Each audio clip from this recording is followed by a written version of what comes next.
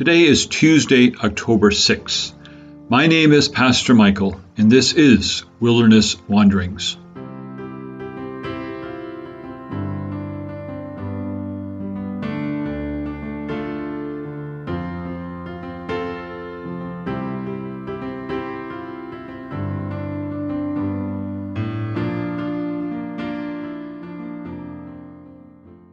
Today our text comes from Nehemiah 1. I was the king's wine taster. Nehemiah 1 verse 11. The ending of Nehemiah 1 caught me off guard. I have read it before, and I knew that Nehemiah was the king's wine taster.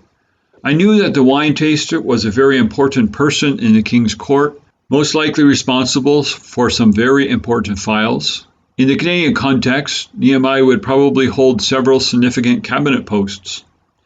While reading today, I focused on Nehemiah's spiritual practices. It's an impressive read. After hearing about how poorly things are going for the returned exiles in Jerusalem, Nehemiah sits down and weeps.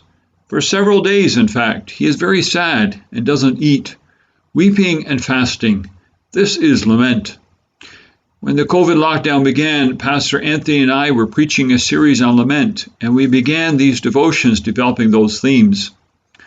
I will not revisit all of that today, except to say that the spiritual journey with God rarely goes in a straight line.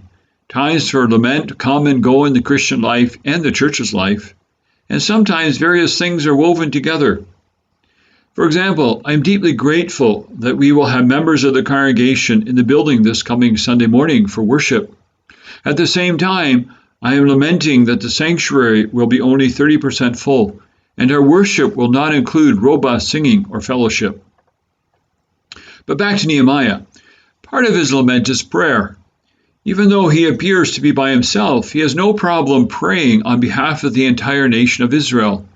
And his prayer is worth paying attention to help us in our praying. Like Jesus would later teach us, he begins with God. There are times when our prayers begin with our troubles, but on the whole, we need to learn to begin with God. Who are we praying to?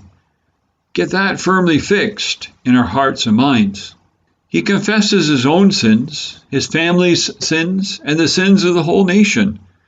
In this instant, there is no specific list of sins, something we ought to do regularly. Nehemiah acknowledges the heart of the matter. God had given Israel commands through Moses, but Israel did her own thing.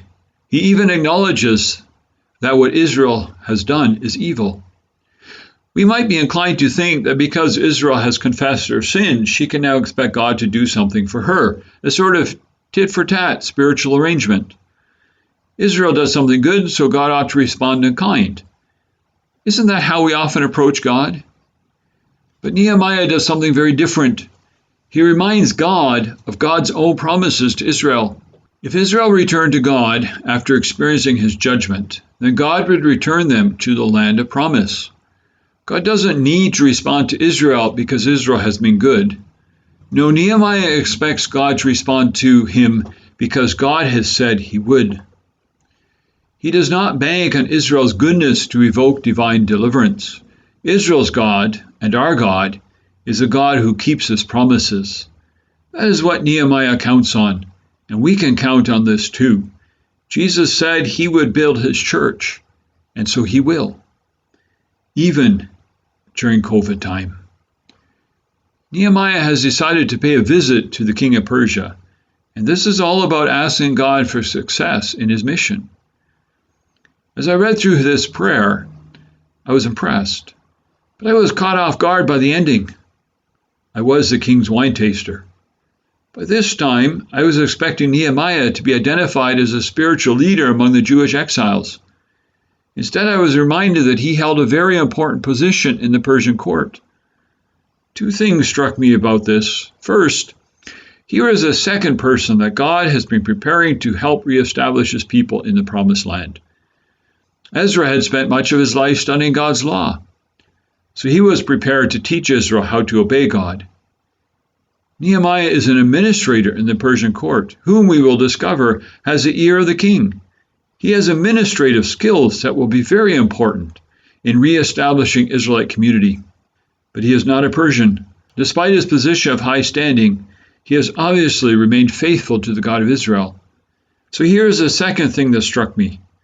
We often say that God can use anyone for his purposes, but I'm not sure that we always believe it. As we read through this book and these devotions, we will see how God used an administrative person who had face-to-face contact with the king of Persia. Let that encourage us all, that God can use us. And let us keep our eyes open to the opportunity that God gives. As you journey on, go with the blessing of God.